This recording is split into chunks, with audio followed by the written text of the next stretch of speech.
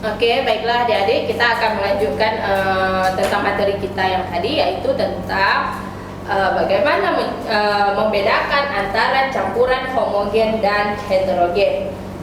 Untuk selanjutnya kita akan mempelajarinya itu pada materi koloid.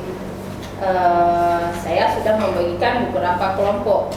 Cuma untuk hari ini yang akan tampil adalah kelompok 5. Untuk kelompok 5 saya persilakan dengan sekarang.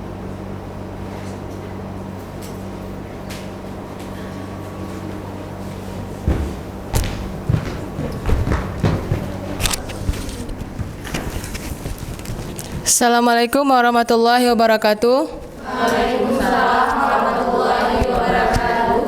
Baiklah, di sini kami akan mempresentasikan hasil dari PPT kami yang berjudul Sistem Koloid. Saya sendiri Muhammad Egi Fakhrozi, rekan saya Sinda Nurul Israh dan Rizka Fitria Jannah. Sistem koloid. Koloid adalah suatu campuran zat heterogen atau dua fase antara dua zat atau lebih, di mana partikel-partikel zat yang berukuran koloid atau fase terdispersi atau yang dipecah tersebar secara merata di dalam zat lain, atau medium pendispersi atau pemecah. Ukuran partikel koloid berkisar antara 1 sampai 1000. Ukuran yang dimaksud dapat berupa diameter, panjang, lebar maupun tebal dari suatu partikel. Contoh lain dari sistem koloid adalah tinta yang terdiri dari serbuk-serbuk warna atau padat dengan cair atau air. Selain tinta, masih terdapat banyak sistem koloid lain seperti mayones, hairspray, jelly, dan lain-lain. A. Jenis-jenis koloid. Berdasarkan fase terdispersinya, sistem koloid dapat dikelompokkan menjadi 3, yaitu sol fase terdispersi berupa zat padat, emulsi atau fase terdispersi berupa zat cair, dan buih fase terdispersi berupa gas. Sol terbagi 3, yaitu 1. Sol fase terdispersi padat. A. Sol padat adalah sol dalam medium pendispersi padat. Contoh, paduan logam, gelas warna, intan hitam. B. Sol cair adalah sol dalam medium pendispersi cair. Contoh, cat, tinta, tepung dalam air, tanah liat. Yang C. Sol gas adalah sol dalam medium pendispersi gas. Contoh, debu di udara, asap pembakaran. Yang kedua, emulsi atau fase terdispersi cair. A. Emulsi padat adalah emulsi dalam medium pendispersi padat. Contoh, jelly, keju, mentega, dan nasi. Yang B. Emulsi cair adalah emulsi dalam medium pendispersi cair. Contoh, susu, mayones, krim tangan. Yang C. Emulsi gas adalah emulsi dalam medium pendispersi gas. Contoh, hairspray dan obat nyamuk. Yang ketiga, buih fase terdispersi gas. Yang A. Buih padat adalah buih dalam medium pendispersi padat. Contoh, batu apung, marshmallow, karet busa, styrofoam. Yang B. Buih cair adalah buih dalam medium pendispersi cair. Contoh, putih telur yang dikocok, busa sabun. Untuk pengelompokan buih, jika fase terdispersi dan medium pendispersi sama-sama berupa gas, campurannya tergolong larutan.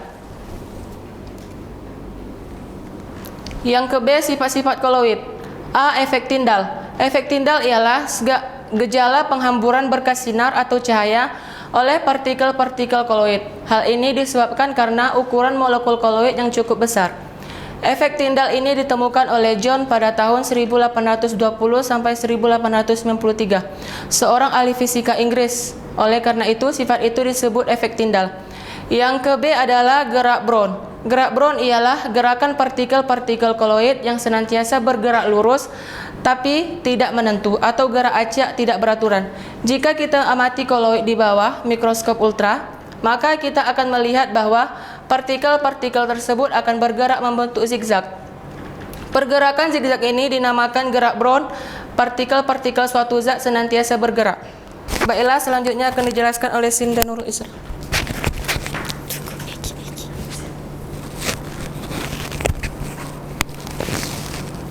C. Absorpsi. Absorpsi ialah peristiwa penyerapan partikel atau ion atau senyawa lain pada permukaan partikel koloid yang disebabkan oleh luasnya permukaan partikel. Contoh, I koloid FeOH3 bermuatan positif karena permukaannya menyerap ion H+ II koloid AS2S3 bermuatan negatif karena permukaannya menyerap ion S2. D. Muatan koloid. Dikenal dua macam koloid, yaitu koloid bermuatan positif dan koloid bermuatan negatif. E. Koagulasi koloid. Koagulasi adalah penggumpalan partikel koloid dan membentuk endapan. Dengan terjadinya koagulasi, berarti zat terdispersi tidak lagi membentuk koloid. Koagulasi dapat terjadi secara fisik seperti pemanasan, pendinginan, dan pengadukan, atau secara kimia seperti penambahan elektrolit pencampuran koloid yang berbeda muatan. F. Koloid pelindung. Koloid pelindung ialah koloid yang mempunyai sifat dapat melindungi koloid lain dari proses koagulasi. G. Dialisis. Dialisis ialah pemisahan koloid dari ion-ion pengganggu. Dengan cara ini disebut proses dialisis. H. Elektroforesis. Elektroforesis ialah peristiwa pemisahan partikel koloid yang bermuatan dengan menggunakan arus listrik. Contoh sistem koloid dalam kehidupan sehari-hari. 1. Industri tekstil. Pencelupan tekstil yang kurang baik daya serapnya menggunakan zat warna koloid. 2. Industri farmasi. Kebanyakan obat-obatan yang dikemas dalam bentuk koloid agar stabil atau tidak mudah rusak. 3. Industri deterjen. Sabun dan deterjen merupakan emulgator untuk membentuk emulasi antara kotoran atau minyak dengan air, sehingga sabun dan deterjen dapat membersihkan kotoran, terutama kotoran dari minyak. 4. Industri makanan. Karena ada makanan yang berbentuk padatan di mana sulit untuk dicerna, maka produk-produk makanan dibuat dalam bentuk koloid. 5. Pemutihan gula. Gula tebu yang masih berwarna dapat diputihkan. Gula dilarutkan ke dalam air dan dialirkan melalui sistem koloid tanah diatom atau karbon. Partikel koloid tersebut akan mengabsorpsi zat warna dari gula tebu sehingga gula menjadi berwarna putih. 6. Pengambilan endapan pengotor. Gas atau udara yang dilepaskan dari suatu proses industri mengandung zat-zat pengotor berupa partikel-partikel koloid yang bermuatan.